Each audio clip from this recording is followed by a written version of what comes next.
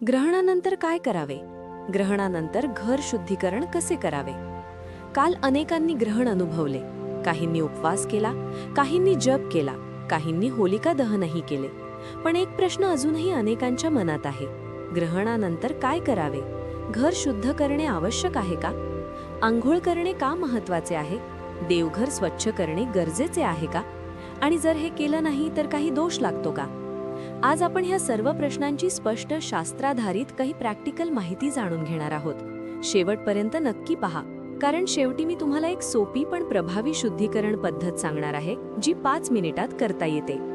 ग्रहण ही एक नैसर्गिक खगोलीय घटना आहे, पण आपल्या धर्मशास्त्रात त्याला आध्यात्मिक महत्त्वही दिले गेले आहे.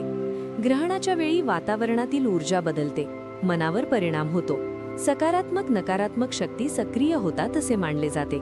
म्हणूनच सूतक पाळले जाते. पण इथे महत्त्वाचा मुद्दा आहे, ग्रहण संपल्यानंतर शरीर, मन आणि घर या तिन्ही गोष्टींची शुद्धी करणे आवश्यक मानले गेले आहे. ग्रहणानंतर सर्वात पहिले काय करावे? सर्वप्रथम अंघोळ करावी. का? कारण ग्रहण काळात आपण बाहेर जात नाही, पूजा करत नाही, अन्न घेत नाही. काही जण ग्रहण संपल्यानंतर स्नान म्हणजे ऊर्जा रिसेट. जर शक्य असेल तर कोमट पाण्यात थोडे गंगाजल किंवा तुळशीची पाने किंवा थोडे समुद्री मीठ हे टाकून स्नान करावे. यामुळे मानसिक ताण कमी होतो, ऊर्जा शुद्ध होते, धार्मिक दृष्ट्या पवित्रता येते. घर शुद्धीकरण का आवश्यक? ग्रहणाच्या वेळी घरात दारे खिडक्या बंद असतात, हवा सर्क्युलेशन कमी असतो, पूजा बंद असते. परंपरेनुसार असे मानले जाते की स्थिर ऊर्जा जमा होते. म्हणून ग्रहणानंतर दारे खिडक्या उघडा, घरात हवा खेळती ठेवा, सूर्यप्रकाश येऊ द्या. हा सर्वात सोपा आणि प्रभावी शुद्धीकरण उपाय आहे. देवघर शुद्धीकरण कसे करावे? देवघर अत्यंत पवित्र स्थान आहे. ग्रहणानंतर देवघर स्वच्छ कापडाने पुसावे, नवीन फुले अर्पण करावी, दिवा लावावा, साधा जप करावा. उदाहरण ओम नमः शिवाय किंवा ओम नमो भगवते वासुदेवाय. जप केल्याने मानसिक स्थैर्य येते. अन्न आणि स्वयंपाकघर. ग्रहणाच्या वेळी शिजवलेले अन्न खाणे टाळतात. स्वयंपाकघरात गॅस स्टोव्ह स्वच्छ करा, पाण्याचे भांडे बदला, ताजे पाणी भरा. मानसिक शुद्धीकरण. ग्रहणानंतर अनेकांना बेचैनी, अस्वस्थता, थकवा याचा अनुभव येतो. त्यासाठी 5 मिनिटं शांत बसा, दीपक लावा, डोळे बंद करा, 3 वेळा ओम उच्चार करा. हे मनाला स्थिर करते. काय करू नये? ग्रहणानंतर लगेच मोठा शुभ कार्य सुरू करू नये. वाद घालू नका, भीती पसरवू नका. ग्रहण ही भीतीची घटना नाही, ती शिस्त आणि जागरूकतेची घटना आहे. 5 मिनिटात सोपी शुद्धीकरण पद्धती. जर तुम्हाला पूर्ण विधी शक्य नसेल तर स्नान करा, देवघरात दिवा लावा, घरात एक अगरबत्ती फिरवा, ओम 11 वेळा म्हणा, घरात पाणी शिंपडा, तुळस टाकून.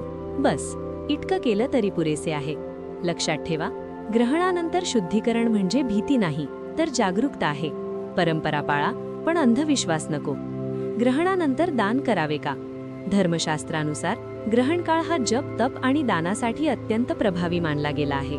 विशेषतः सूर्यग्रहण, चंद्रग्रहण या दोन्ही काळात केलेले दान अनेक पटींनी फलदायी मानले गेले आहे. पण महत्त्वाचा प्रश्न, ग्रहण संपल्यानंतर दान करावे का? हो, करू शकता.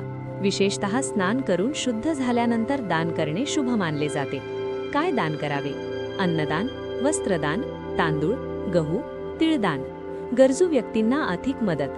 दान करताना एक गोष्ट लक्षात ठेवा, दान भीतीने करू नका, दोष लागेल म्हणून करू नका, तर कृतज्ञतेने करा. दान म्हणजे ऊर्जा संतुलन. गर्भवती महिलांसाठी विशेष नियम. हा विषय अनेकांच्या मनात भीती निर्माण करतो, पण आपण इथे शास्त्र आणि विज्ञान या दोन्ही दृष्टिकोनातून बोलू. परंपरेनुसार असे सांगितले जाते की गर्भवती महिलांनी ग्रहण काळात बाहेर जाऊ नये, धारदार वस्तू वापरू नयेत, शिवणकाम करू नये, विश्रांती घ्यावी. यामागे काय कारण? पूर्वीच्या काळात योग्य संरक्षण साधने नव्हती, डोळ्यांचे संरक्षण नव्हते, भीतीमुळे मानसिक ताण वाढायचा, म्हणून सुरक्षिततेसाठी हे नियम केले गेले. आजच्या काळात काय करावे? थेट ग्रहण पाहू नये, डोळ्यांचे संरक्षण आवश्यक, आराम करावा, जास्त ताण घेऊ नये, सकारात्मक विचार ठेवावेत. सर्वात महत्त्वाचे, भीती बाळगू नका. वैज्ञानिक दृष्टिकोनातून ग्रहणामुळे गर्भाला थेट हानी होत असल्याचा ठोस पुरावा नाही, पण मानसिक शांती अत्यंत महत्त्वाची आहे. बाळांसाठी काय काळजी घ्यावी? लहान मुलांसाठी थेट सूर्यग्रहण पाहू देऊ नका.